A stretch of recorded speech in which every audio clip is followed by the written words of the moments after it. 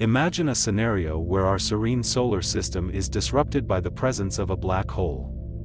What would happen to the planets, the Sun, and us?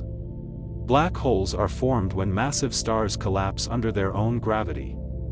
Their gravitational pull is so strong that not even light can escape. But what if one wandered into our neighborhood?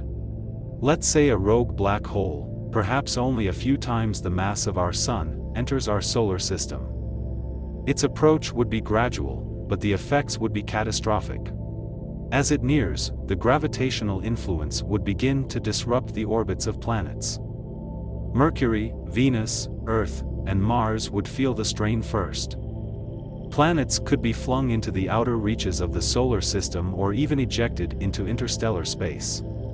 Earth, caught in the gravitational tug-of-war, could experience devastating effects. Tides would be influenced drastically, leading to extreme flooding. Our climate would become unstable, resulting in violent weather patterns. The delicate balance that supports life would be shattered. Eventually, as the black hole gets closer, the forces of gravity would become unbearable. Any object crossing the event horizon is lost forever. Our moon might be the first to succumb, followed by Earth itself, as we spiral into oblivion.